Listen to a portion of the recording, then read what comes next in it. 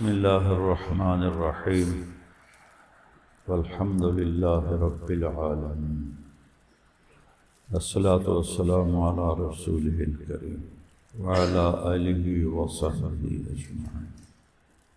میرے عزیز و عزیز طلبہ، دنیا میں کوئی کتاب یہ دعویٰ نہیں کر سکتی کہ اس میں جو کچھ ہے وہ بالکل صحیح ہے۔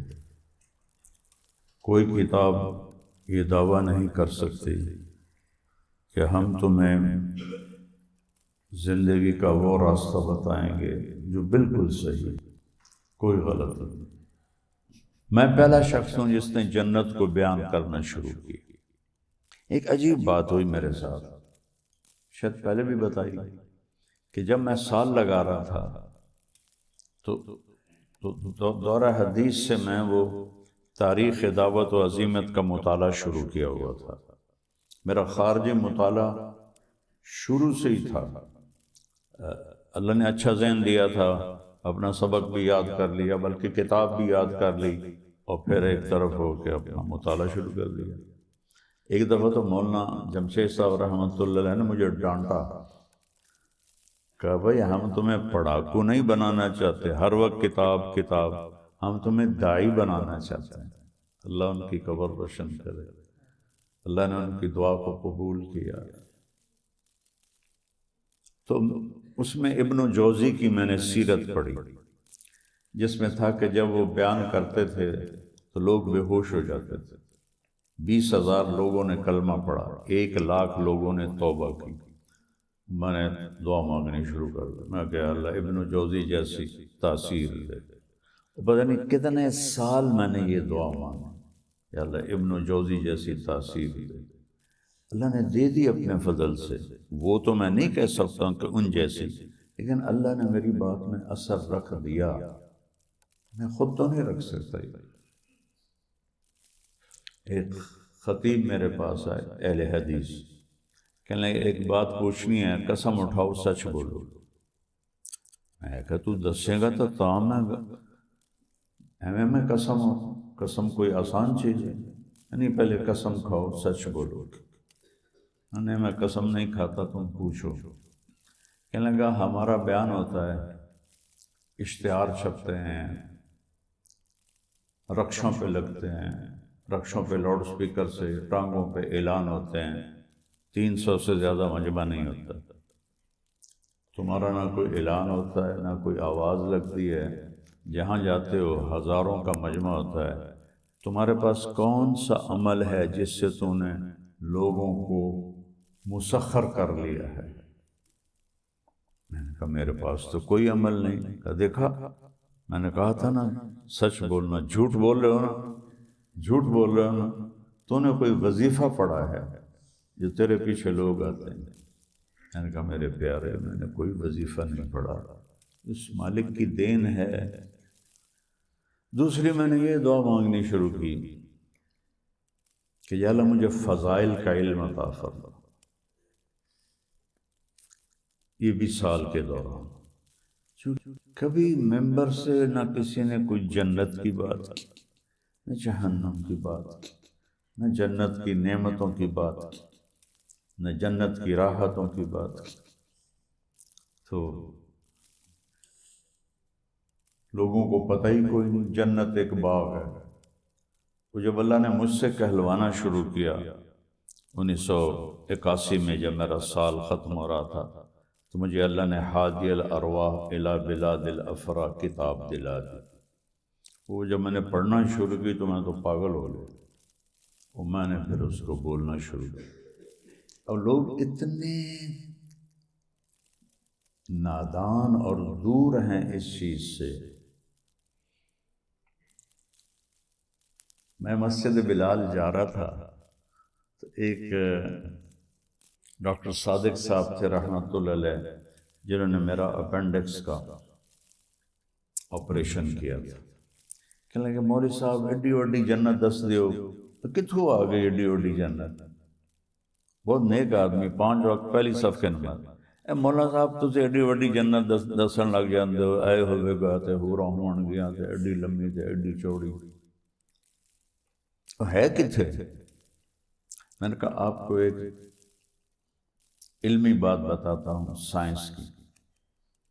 میں نے کہا جو ہماری کہکشاں ہے جس میں ہم رہتے ہیں یہ 17 کہکشاؤں کا مجموعہ ہے. 17. تو ہمارا جو سورج ہے وہ یہاں ایک چھوٹا سا نظام ہے، نظام شمسی، جو 7.5 ارب میل میں پھیلا ہوا ہے. سب سے جو آخری سیارہ ہے وہ پلوٹو ہے، وہاں تک سورج کی روشنی جاتی ہے، آگے نہیں جاتی. تو وہ سورج سے 7.5 ارب میل دور ہے. اور یہ جو 17 کہکشائیں ہیں ان کو یہاں سے سفر شروع کر کے یہاں تک پہنچنے کے لیے جو ناسا والوں نے بتایا ہے، میری اپنی بات میں نے ناسا کی رپورٹ پڑھی، اس کے لیے روشنی کے سال کسے کہتے ہیں کہ 3 لاکھ کلومیٹر فی سیکنڈ کی رفتار سے روشنی سفر کرتی ہے. تو وہ ان 17 کہکشاؤں کو پار کرنے کے لیے یہاں سے شروع ہو اور یہاں تک پہنچے اسے 20 ارب روشنی کے سال چاہیے. 20 ارب کس کے سال؟ روشنی. 20 ارب یہ 365 دن والے سال نہیں، 20 ارب لائٹ ایئر روشنی 20 ارب سال سفر کرے 3 لاکھ کلومیٹر سے. تو یہ چھوٹا سا حصہ یہ سامنے آئے گا اور 3% دیکھا گیا ہے، 97% دیکھا ہی نہیں. جو دیکھا نہیں اس کا تو پتہ نہیں، اس میں اندھیرا ہے.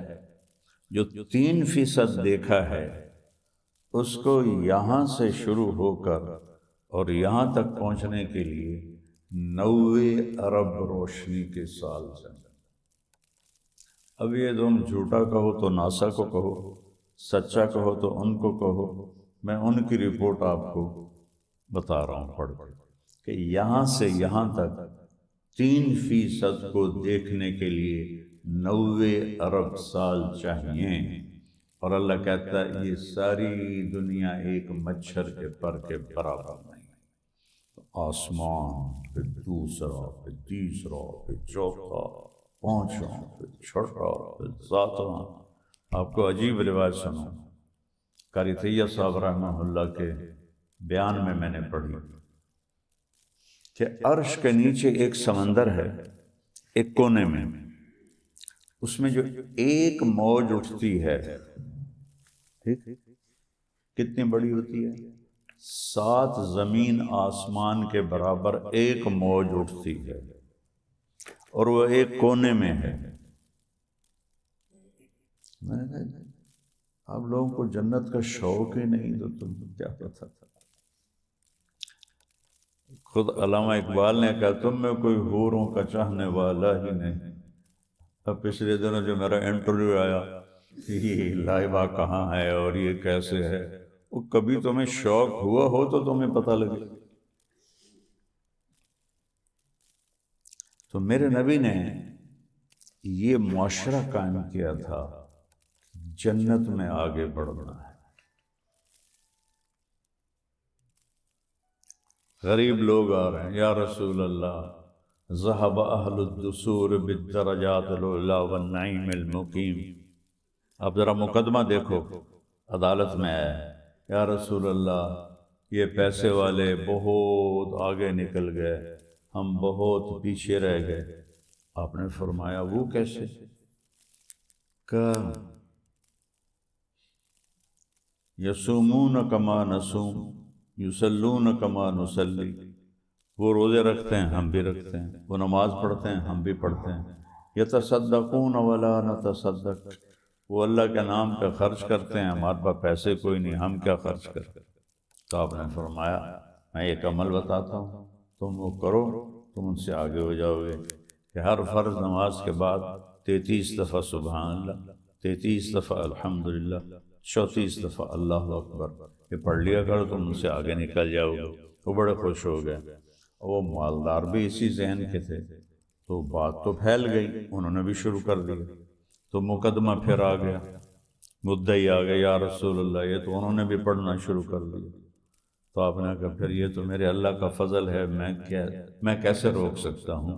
یہ نفسیات تھی اس معاشرے کی کہ ایک دوسرے سے جنت میں آگے بڑھنا ہے۔ ابوبکر، حضرت عمر ہمیشہ کوشش کرتے ابوبکر سے آگے نکل جاؤ، ابوبکر سے آگے نکل جاؤ۔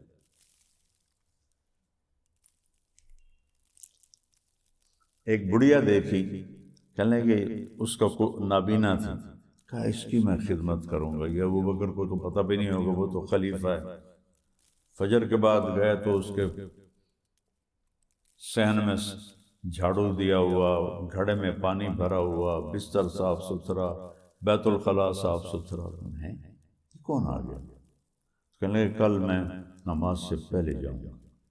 اگلے دن وہ نماز سے پہلے گئے، جب دروازے پر پہنچے تو ابوبکر وہاں سے باہر نکل رہے تھے اور عمر وہاں پہنچ رہے تھے۔ تو عمر کہنے لگے ابوبکر یار تجھ سے میں آگے نہیں نکل سکتا۔ یہ میدان تھا، جیسے ادھر کرسی کی دوڑ، مال کی دوڑ، فیکٹریوں کی دوڑ، دولت کی دوڑ، شہرت کی دوڑ، عزت کی دوڑ، اس سے ہٹ کر کوئی جنت کی دوڑ پہ لگا دیا تھا۔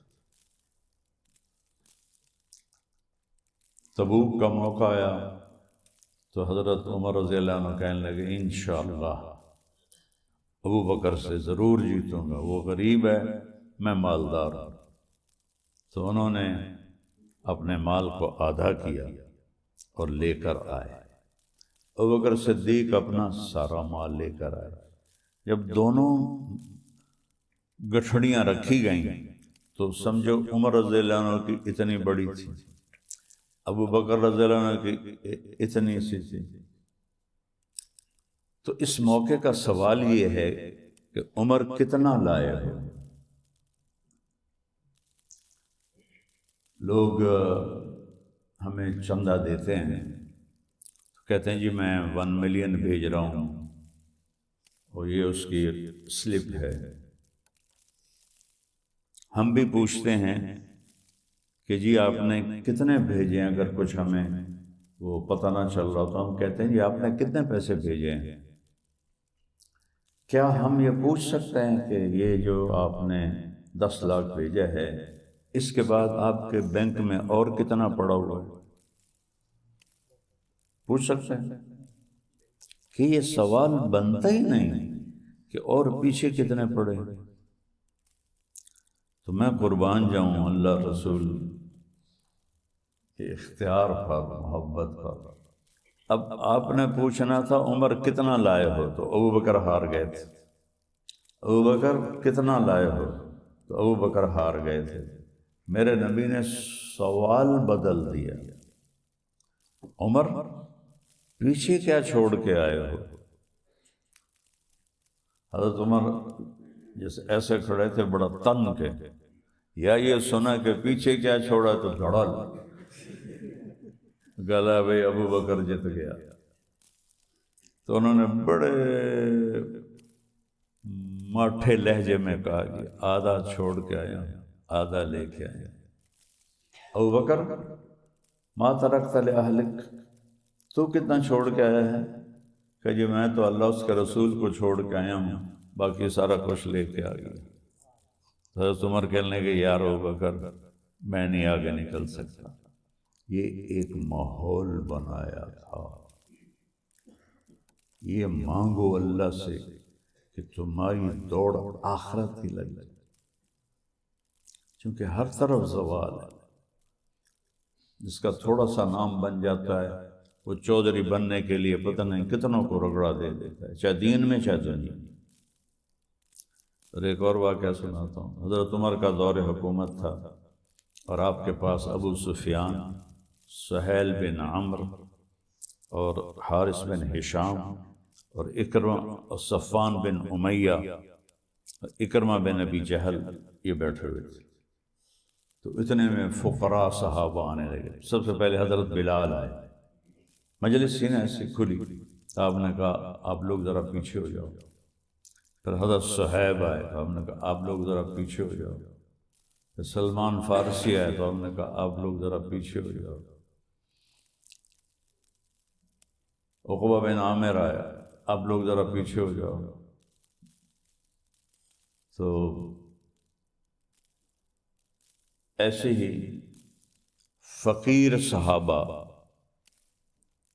آتے رہے اور آپ ان کو پیچھے ہٹاتے رہے سردار، یہاں تک کہ وہ دروازے میں پڑے جوتوں میں جا بیٹھے. ذرا آپ پیچھے ہو جاؤ، ذرا آپ پیچھے ہو جاؤ، ذرا آپ پیچھے ہو جاؤ. جب مجلس ختم ہوئی تو ابو سفیان کہنے لگے یار یہ عمر نے ہمارے ساتھ کیا کیا ہے، نوکروں کو آگے بٹھایا اور سرداروں کو پیچھے بٹھایا، اس طرح ہمیں ذلیل کیا ہے. تو حارث بن ہشام فرمانے لگے سہل ابن عمر کہ ابو سفیان یہ عمر کی غلطی نہیں، یہ ہماری غلطی ہے. ان غریب لوگوں نے اسلام پہ لبیک کہا ہم سے بہت پہلے، اور ہم نے بہت دیر کر دی. یہ فتح مکہ کے مسلمان تھے سارے، تو ان کو اللہ نے آگے کیا ہے، عمر نے نہیں. اس کے ساتھ ہی وہ آپس میں کہنے لگے یار اگر آخرت میں بھی یہ ہو گیا پھر کیا ہوگا؟ اگر آخرت میں بھی ہمیں پیچھے اللہ نے کر دیا اور ان کو آگے کر دیا پھر کیا ہوگا؟ تو کہا چلو عمر سے بات کرتے ہیں. تو یہ سارا وفد حضرت عمر کے پاس آیا، کہا کہ جو تم نے کیا ہے ہم نے دیکھا ہے، تم نے ٹھیک کیا ہے. اب ہمارا ایک سوال ہے کہ دنیا میں تو ہم پیچھے رہ گئے، کوئی ایسا طریقہ بتاؤ کہ آخرت میں تم سے آگے نہیں تو تمہارے برابر تو ہو جائیں. یہ نفسیات آج یہ کوئی سوچتا ہے؟ حضرت عمر نے فرمایا جس راستے میں ان لوگوں نے قربانیاں دی تم بھی دے دو تم ان کے برابر ہو جاؤ گے. اچھا بالکل ٹھیک. سب واپس آئے اور 400 قریش کے سردار بڑے ٹھکن، جن ہماری سرائکی میں کہتے ہیں ٹھکن سردار، بڑے، وہ سب تیار ہوئے اور ملک شام میں اس وقت جہاد ہو رہا تھا، اس کی تیاری کر کے نکل پڑے. ان میں سب سے زیادہ مقبول تھے حارث بن ہشام، ابو جہل کے بھائی. جب وہ نکلے تو سارا مکہ ان کو الوداع کہنے کے لیے باہر نکلا، عورتیں بھی، مرد بھی، بچے بھی، وہ سب رو رہے تھے. تو حضرت حارث کھڑے ہو گئے، کہنے لگے یا اہل مکہ واللہ ما ترکنا مکہ رغبۃ عنہا ولا رغبۃ عنکم. اللہ کی قسم مکہ اس لیے نہیں چھوڑا کہ اس سے کوئی محبوب اور شہر ہے، اور تم لوگوں کو اس لیے نہیں چھوڑ رہا کہ تم سے زیادہ کوئی محبوب لوگ ہیں، لیکن ایک پکارنے والے نے پکارا جس کی آواز پر ہمارے غلام آگے بڑھ گئے، ہم پیچھے رہ گئے. اور واللہ لو ان جبال مکہ تصیر ذهبا فانفقتها فی سبیل اللہ ما ادرکت مد شعیر انفقوا فی سبیل اللہ. میرے عزیزو، اگر سارا مکہ اور اس کے پہاڑ سونا بن جائیں اور میں سارے خرچ کر دوں اللہ کے راستے میں، تو ان لوگوں نے جو ایک مد جو چند ایک آدھ کلو ہوگا، مد سا بڑا ہوتا ہے، مد چھوٹا ہوتا ہے، تو جو انہوں نے جو کا وہ ایک مد خرچ کیا تھا اللہ کے راستے میں، میں اس کا اجر بھی حاصل نہیں کر سکتا۔ تو لہذا ہم نے سوچا ہے کہ ہم اپنی جانوں کا نذرانہ پیش کریں اور اپنے بھائیوں کے برابر ہو جائیں۔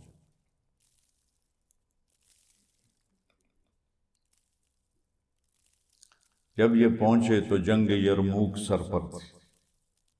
حضرت ابوبکر نے حضرت خالد ابن ولید کو ملک عراق سے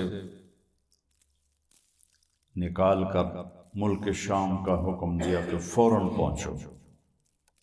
تو جنگ یرموک سے پہلے ہی حضرت ابوبکر صدیق کا انتقال ہو گیا۔ تو جب لوگ یہ وہاں پہنچے تو صحابہ کی تعداد تھی 36,000 اور جو روم کا لشکر تھا وہ 1,60,000 تھا۔ 60,000 اس میں عرب تھے، غسانی اور تغلبی۔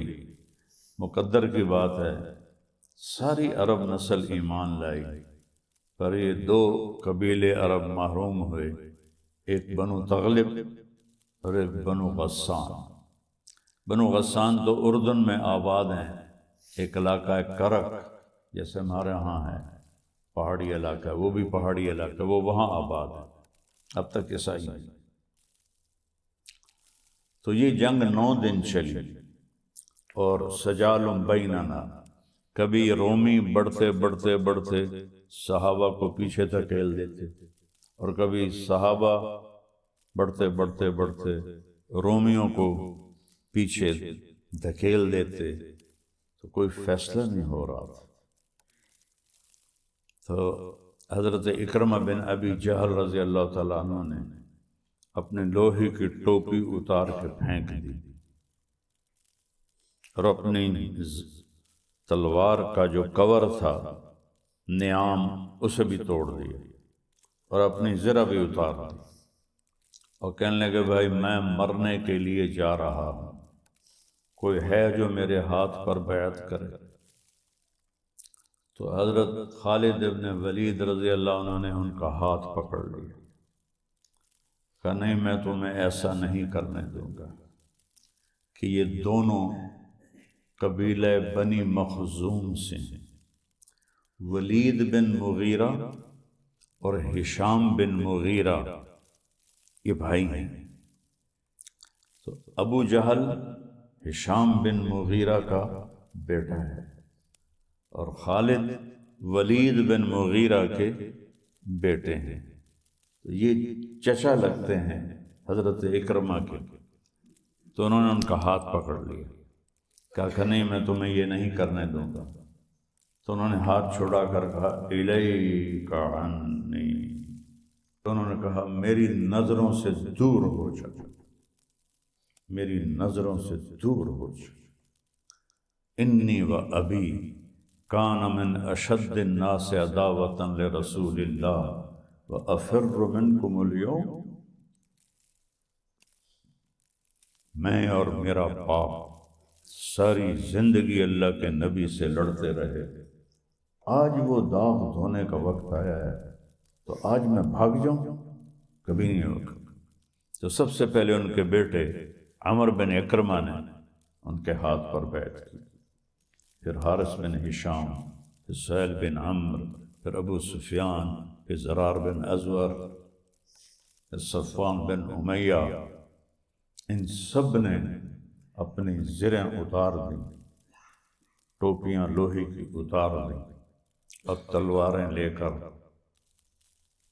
گھس گئے روم میں، اور لڑتے لڑتے روم کے قدم اکھاڑ دیے۔ جب رومیوں کے قدم اکھڑے تو خالد ابن ولید فوراً پلٹ کے پیچھے آئے کہ ان 400 قریشیوں کا حال دیکھنے کے لیے۔ تو سب سے پہلے اکرمہ کے پاس آئے تو ان میں تھوڑی سی جان تھی اور ان کے بیٹے عمر وہ شہید ہو چکے تھے۔ تو حضرت خالد بے اختیار رونے لگے، تو انہوں نے حضرت اکرمہ کو اپنی گود میں لے لیا اور ان کے بیٹے عمر کو اپنی پنڈلی پر ان کا سر رکھ لیا اور حضرت اکرمہ کے منہ میں پانی ڈالا تو ان کی آنکھیں کھلی، کہا لمن الدبرۃ، کیا ہوا، کیا فیصلہ ہوا، کون بھاگا؟ تو حضرت خالد نے فرمایا کہ ابشر وقر عینک، اپنی آنکھیں ٹھنڈی کر اور خوشخبری ہو، اللہ نے ہمیں فتح دی۔ تو فرمایا عمر کو کہنا جو تم نے کہا تھا وہ ہم نے کر دیا، اب آگے اللہ ہمارے ساتھ کیا کرے گا یہ اللہ ہی جانتا ہے۔ یہ ان کے آخری الفاظ، عمر سے کہہ دینا جو تم نے کہا تھا وہ ہم نے کر دیا۔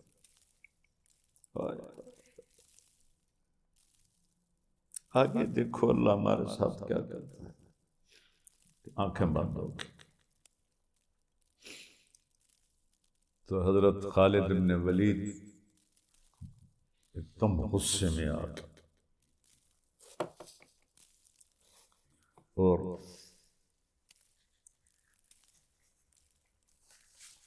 عرب جب ناراضگی سے کسی سے بولتے تھے تو اس کی ماں کے نام سے بولتے تھے، خوشی سے بولتے تھے تو باپ کے نام سے بولتے تھے۔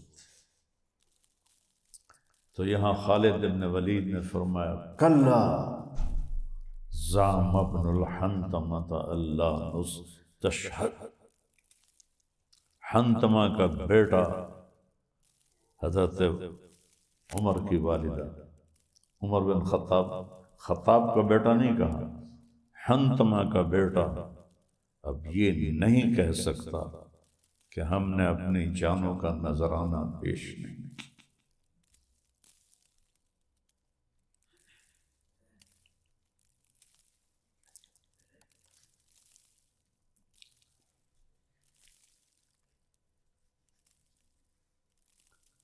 ان 400 میں سے اکثر شہید ہو گئے تھے، تھوڑے ہی بچے تھے۔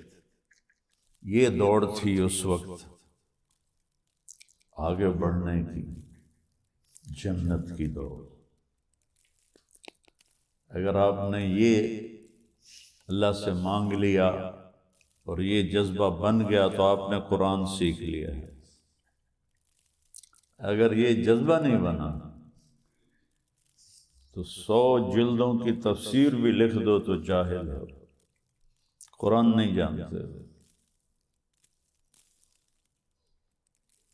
کلا زعم ابن الحنتم اللہ مستشہد، سبحان اللہ، حنتمہ کا بیٹا اب یہ نہیں کہہ سکتا کہ ہم نے اپنی جانوں کا نذرانہ پیش نہیں کیا۔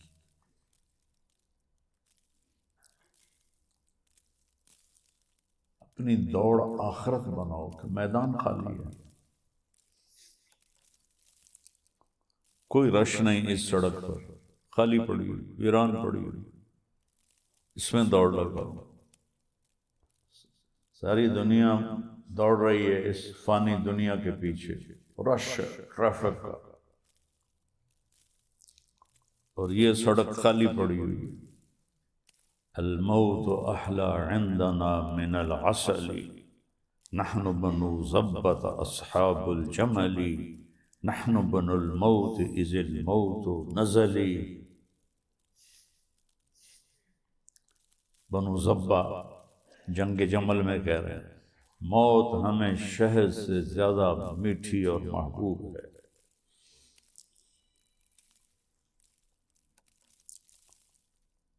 حضرت خالد بن ولید نے اسی جنگ میں ان کا جو تھا سردار رومیوں کا باہان، اسے خط لکھا کہ میرے پاس میرے ساتھ ایسی قوم ہے جنہیں موت ایسے محبوب ہے جیسے تمہیں شراب محبوب ہے، اور جنہیں موت ایسے محبوب ہے جیسے تمہیں زندگی محبوب ہے۔ طلحہ بن خویلد جھوٹے نبی کے ساتھ حضرت خالد کی جنگ ہو رہی تھی، اور مسلسل طلحہ کا لشکر دب رہا تھا، ہار رہا تھا، تو اس نے اپنے ایک مرید سے کہا کیا بات ہے، وہ تو ہم سے ہیں بھی تھوڑے، پھر وہ ہمیں دبا رہے ہیں، ہم دب رہے ہیں، کیا وجہ ہے؟ تو اس کے مشیر نے کہا وجہ یہ ہے کہ ہم میں سے ہر ایک یہ چاہتا ہے میں نہ مروں، یہ مر جائے، اور ان میں سے ہر ایک یہ چاہتا ہے میں مر جاؤں، یہ نہ مرے، کہ جنہوں نے مرنے کی ٹھانی ہو ان سے کون لڑ سکتا ہے؟ تو بیٹا اللہ سے مانگو تمہاری دوڑ آخرت بن جائے، تم آخرت کے چاہنے والے بن جاؤ۔ اقبال کا شعر ہے نا، تم ہو سراپا گفتار وہ سراپا کردار، تم ترستے ہو کلی کو وہ گلستاں بکنار، تم خالی باتوں کے شعر ہو وہ کردار کے شعر تھے، تم ایک کلی کے پیچھے ایمان بیچتے ہو اور انہوں نے پوری دنیا کے گلستان کو ٹھوکر مارا، تھے ہمیں ایک تیرے معرکہ آراؤں میں، خشکیوں میں کبھی لڑتے کبھی دریاؤں میں، دی اذانیں کبھی یورپ کے کلیساؤں میں، کبھی افریقہ کے تپتے ہوئے صحراؤں میں، شان آنکھوں میں نہ جچتی تھی جہاں داروں کی، شان آنکھوں میں نہ جچتی تھی جہاں داروں کی، کلمہ پڑھتے تھے ہم چھاؤں میں تلواروں کی، تجھ سے سرکش ہوا کوئی تو بگڑ جاتے تھے، تیر کیا چیز ہے ہم توپ سے لڑ جاتے تھے، نقش توحید کا ہر دل پہ بٹھایا ہم نے، زیر خنجر بھی یہ پیغام سنایا ہم۔ واہ، کسی ماں نے اقبال جیسا نہیں جانا، نہ عربی میں، نہ اردو میں، نہ فارسی میں، نہ انگریزی تو ویسے ہی ادب کی زبان نہیں ہے، کیا کمال اس نے نقشہ کھینچا۔ دشت تو دشت ہیں دریا بھی نہ چھوڑے ہم نے، بحر ظلمات میں دوڑا دیے گھوڑے ہم۔ حضرت عقبہ بن نافع رضی اللہ عنہ کے واقعہ کی طرف اشارہ فرمایا کہ وہ مراکش میں چلتے چلتے بحر اوقیانوس کے ساحل پر پہنچے تو آگے سمندر تھا، تو ان کے منہ سے نکلا یا اسفا، ہائے افسوس۔ میں جب مراکش گیا اجتماع پر تو اسپیشل میں وہاں گیا جہاں حضرت عقبہ نے گھوڑا سمندر میں ڈالا تھا، تو یا اسفا کے لفظ پر وہاں پورا اب شہر ہے آصفی، اس کو کہتے ہیں آصفی، کہ میرے مالک مجھے پتہ نہیں ہے کہ اس سمندر کے پار کوئی مخلوق رہتی، میرے پاس اسباب ہوتے، مجھے آگے تیری خلق کا پتہ ہوتا تو میں سمندر کا سینہ چیر کر بھی تیرے پیغام کو آگے پہنچا۔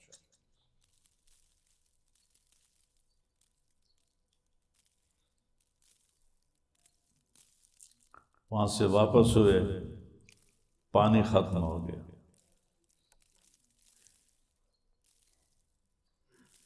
سب نے کہا امیر صاحب پانی نہیں مرتے ہیں، تو انہوں نے گھوڑے پر بیٹھے بیٹھے کہا اللہم اسقنا، کبھی ہم بھی تم میں بھی چاہت تھی، کبھی ہم بھی تم میں بھی راحت تھی، کبھی ہم بھی تم بھی تھے آشنا، تمہیں یاد ہو کہ نہ یاد ہو، کبھی تمہاری پکار پر ہم لبیک کہتے تھے، تو ساتھ ہی ان کے گھوڑے نے ریت پر پاؤں مارا زور سے، پانی کا چشمہ ابل کے باہر آ گیا۔ وہ چشمہ آج بھی آباد ہے اور وہاں شہر بن چکا ہے، اور اس کو عین الفرس کہتے ہیں شہر، گھوڑے کا چشمہ، اور اسی میں واپسی پر بربروں نے حملہ کیا تو ان کا لشکر اس وقت بکھر گیا تھا کہ اب تو کوئی جنگ نہیں، تو اس میں یہ لڑتے لڑتے شہید ہو گئے اور بسکرا کے میدان میں ان کی قبر بنی تھے ہمیں ایک تیرے مار کا آرام، کہاں کہاں ان کی قبریں بنی اور کیسے کیسے وہ پیغام حق کو لے کر چلے۔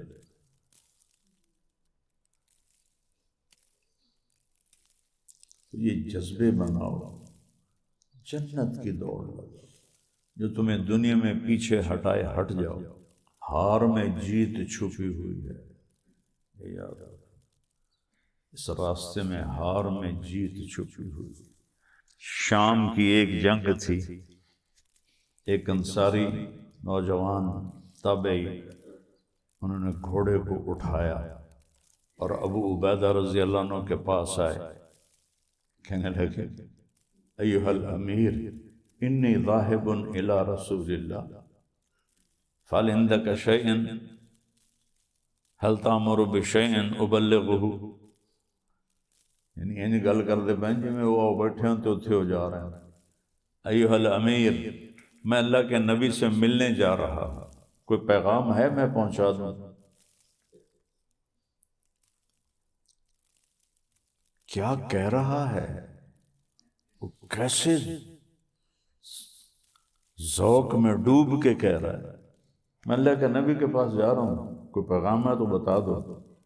تو ابو عبیدہ رونے لگے، کہنا یا رسول اللہ، جو آپ نے وعدے کیے تھے سب سچے لکھے، سب سچے پائے۔ تو نکلا اور اس نے پکارا حل میں مبارز، ہے کوئی؟ تو ایک رومی نکلا، اس نے اس کو قتل کر دیا۔ پھر انہوں نے پکارا ہے کوئی؟ دوسرا رومی نکلا، اسے بھی قتل کر دیا۔ تیسرا نکلا، اسے بھی قتل کر دیا۔ چوتھا نکلا، اسے بھی قتل کر دیا۔ ان پر زخم بھی لگتے جا رہے ہیں، 5واں، 6واں، 7، 8، 9، 10 آدمی قتل کر دیے اور زخموں سے بوجھل ہو گئے۔ ابو عبیدہ نے کہا تجھے اللہ کا واسطہ دیتا ہوں واپس آ جا، اے جوان تمہیں اللہ کا واسطہ دیتا ہوں واپس آ جا، تو نے اللہ اس کے رسول کو راضی کر دیا، لقد ارضیت اللہ ورسولہ وادیت حقہ، آ جا واپس آ جا۔ انہوں نے کہا نہیں میں ملنے جا رہا،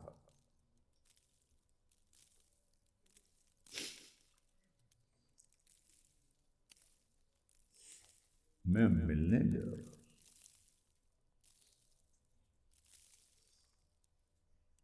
یہ ساری تاریخ وہ ہے جو میں نے 80، 81، 82 میں پڑھی تھی۔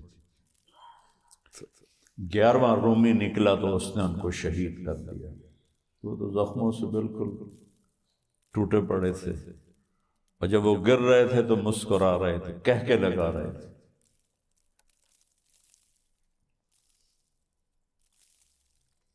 شمر نے کہا نا امام حسین علیہ السلام سے، نحن نقتلک جمیعا، سب کو ہم ابھی سر اڑا دیں گے۔ تو امام علی مسکرائے، اب الموت تخوفنی، ارے پاگل مجھے موت سے ڈراتے، موت تو ہماری منزل ہے۔ عاشق ہوں میں عشق کماں میں، دل رکھیں وانگ پہاڑاں ہو، سہ سہ بدیاں ہزار اولا میں۔ یہ تھوڑا سرائکی میں ہے تو شاید پورا سمجھ میں نہ آیا آپ لوگوں کو۔ سہ سہ بدیاں ہزار اولا میں، کر جانے باغ بہاراں ہو، منصور جے چک سولی دت، جڑ واقف کل اسراراں ہو، سجدیاں سر چائیں نہ باہو، تھوڑے کافر کہن ہزاراں ہو۔ عاشق سوئی حقیقی جڑا، قتل معشوق دے من ہے، سر نہ جوڑے تے مکھ نہ موڑے، ہمیں 100 تلوارا کھنے برداشت کرے، سر نہ جوڑے مکھ نہ موڑے، ہمیں 100 تلواراں کھنے، سچا عشق حسین علی دا باہو، سر دتے فراز نہ بننے۔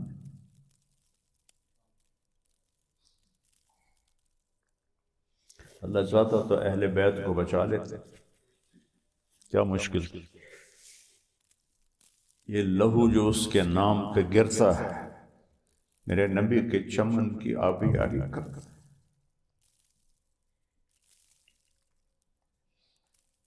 یہ گلستان مومن کے لہو سے سیراب ہوتا ہے، اور اس کی کھاد مومن کے بدن کی بوٹیاں ہیں جو بکھر جاتی ہیں۔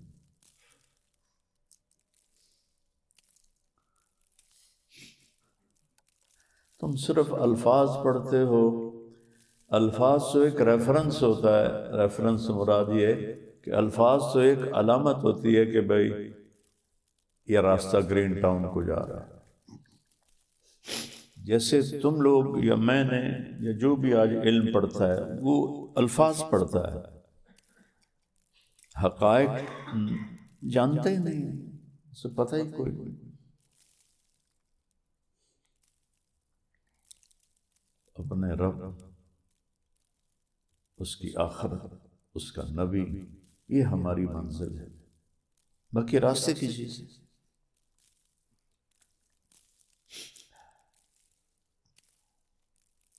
کبھی درد کی تمنا، کبھی کوشش مداوا، کبھی بجلیوں کی خواہش، کبھی فکر آشیانہ۔ آج کل کا ایمان اس قسم کا ہے۔ جنگ خیبر میں ایک صحابی مال غنیمت پیش ہو رہا تھا، تو آپ نے کہا یہ تیرا حصہ ہے۔ ان کا اتنے نامعلوم ہے کہ ان کا نام بھی نہیں لکھا ہوا، پر وہ اللہ کے ہاں آج بھی ان کے ڈنکے بج رہے ہوں گے، میں جو بجا رہا ہوں ان کا ڈھول آج کہ مال ھذا قاتلت یا مال ھذا بایعتک، یا رسول اللہ یہ اس لیے میں نے نہیں قتال کیا یہ جو آپ دے رہے ہیں، یہ اس لیے میں نے بیعت آپ کی نہیں کی جو آپ دے رہے ہیں۔ کہا تو کس لیے کی ہے؟ ابایعک الا ان یصیبنی سہم ھاہنا، میں نے اس لیے آپ کے ہاتھ بیعت کی ہے کہ تیر دشمن کا آئے یہاں لگے اور ادھر سے پار نکل جائے۔ آپ نے فرمایا ان تصدق یصدق اللہ، اللہ کی قسم اللہ سے شرم آتی، اللہ کے نبی سے شرم آتی، کیا منہ دکھائیں گے، کیسے کھڑے ہوں گے؟ آپ نے فرمایا اگر تو سچا ہے تو اللہ تجھے سچا کر کے دکھائے گا۔ اگلے دن جب شہداء کی لاشیں آئیں، تیر اس کے یہاں لگا ہوا تھا اور یہاں سے پار نکلا ہوا تھا۔ جنوں کے شہر میں سر بیچتے تھے مفت دیوانے، تنی کہاں سے مجھے یاد آیا، کم از کم بھی 30 35 40 سال کے بعد جنوں کے شہر میں سر بیچتے تھے مفت دیوانے، ادا کرنے یہی خوش رسم، ادا کرنے یہی خوش رسم ہم بازار میں آئے۔ جنوں کے شہر میں سر بیچتے تھے مفت دیوانے، ادا کرنے یہی خوش رسم ہم بازار میں آئے۔ سکندر خوش نہیں ہے لوٹ کر دولت زمانے کی، لٹا کر مال ہاتھوں سے کلندر رقص کرتے ہیں۔ یہ بھی کوئی 40 سال کے بعد یاد ہے۔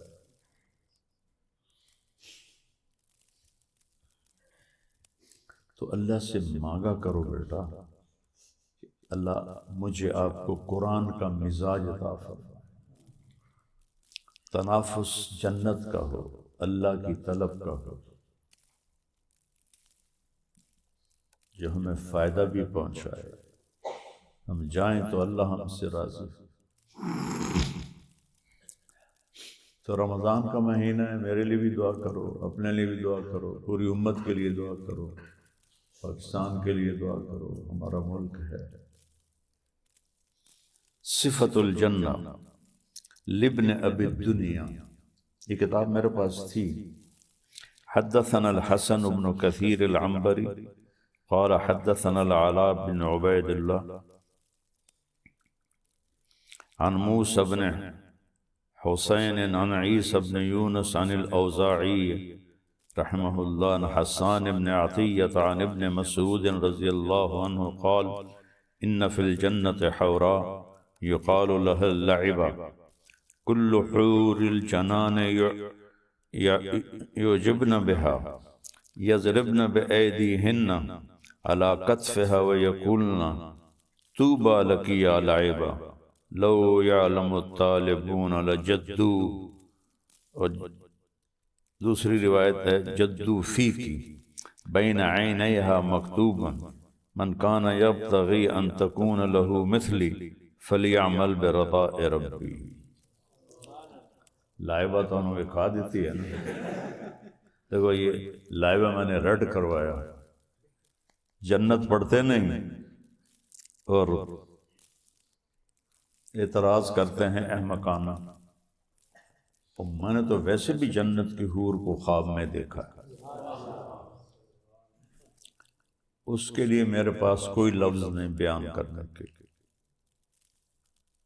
میں وہ بیان کرتا ہوں جو حدیث میں لکھا ہوا، جو میں نے دیکھا ہے۔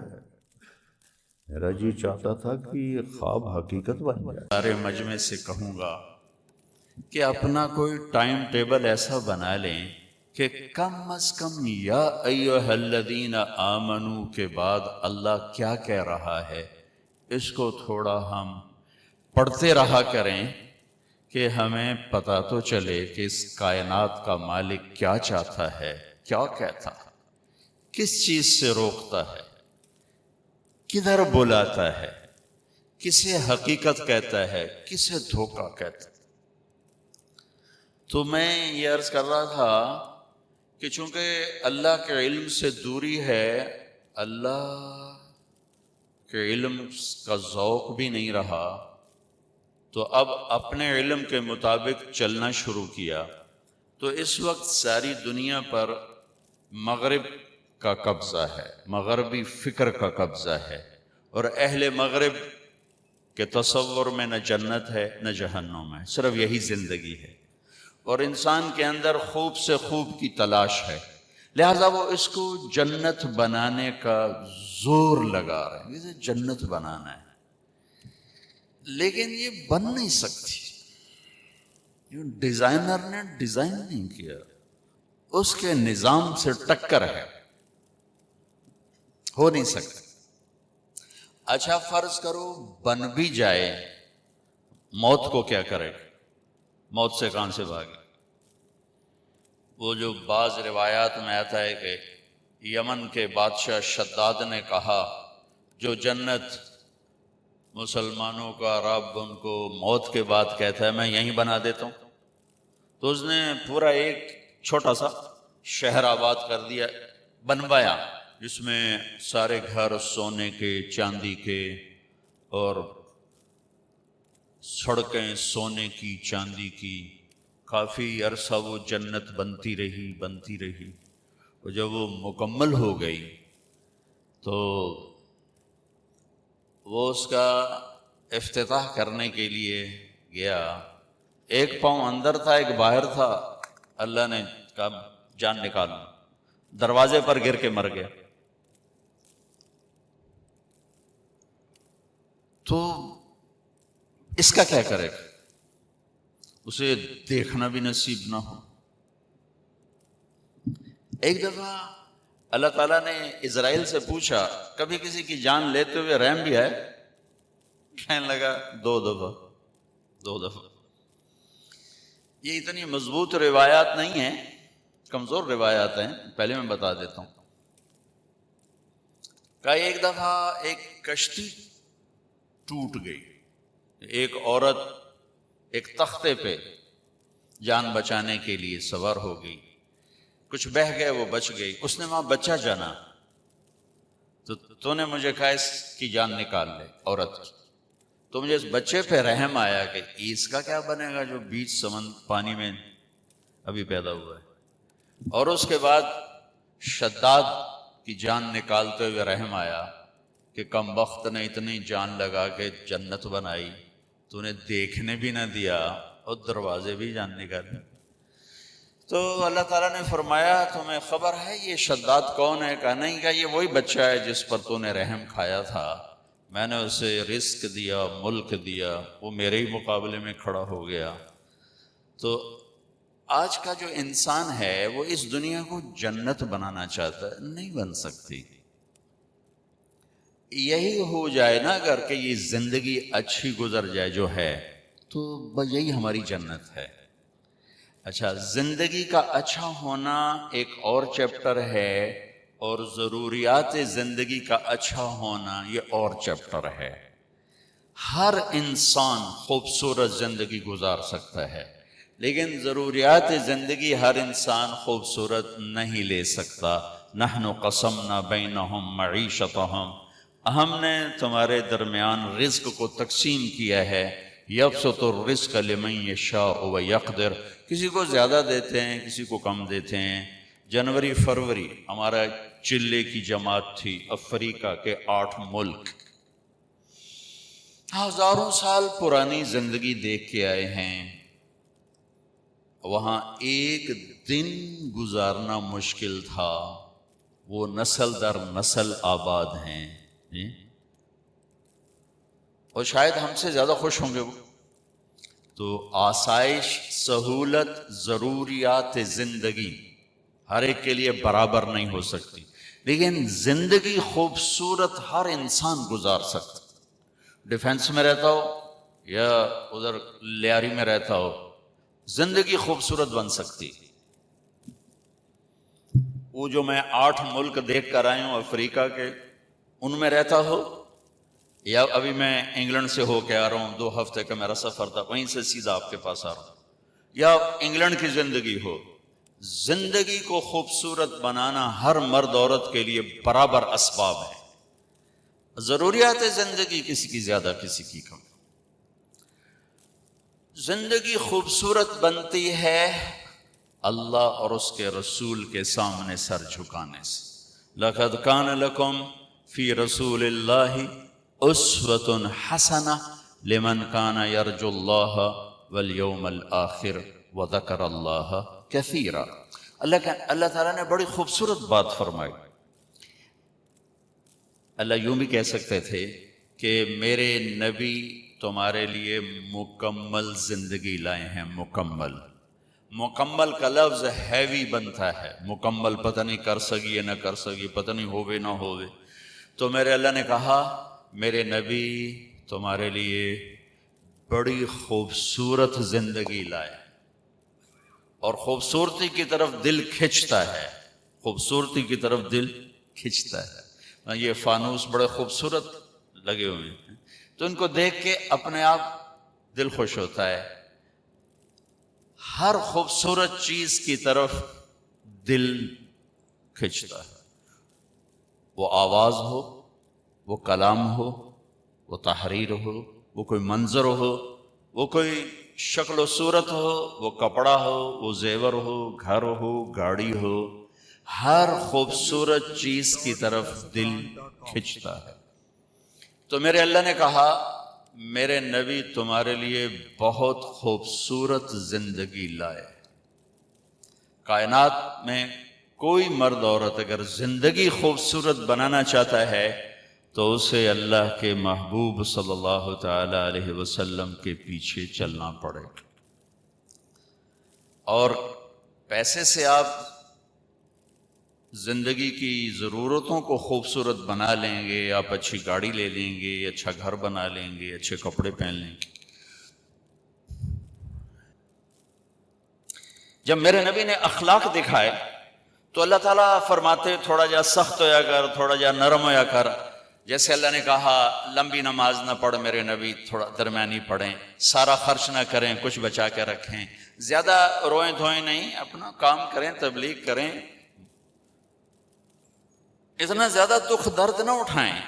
جب اللہ کے نبی نے اخلاق میں پرواز کی تو اللہ تعالیٰ نے شاباش دی، انکا لعلی خلق عظیم. اے میرے حبیب، آپ کا رب آپ کو شاباش دیتا ہے کہ آپ کے اخلاق بہت عالی شان ہے، بہت عالی شان. آپ انسانی اخلاق جو سوچے جا سکتے ہیں سب آپ کے تابع ہو چکے ہیں، سب آپ کے غلام ہو چکے ہیں اور آپ ان پر چھا چکے ہیں. انکا لعلی، آپ چھا چکے ہیں سارے اخلاق پر. اور قسم اٹھائی قسم کے ساتھ، نون والقلم وما یسطرون، مجھے قسم ہے قلم اور اس کی تحریر کی.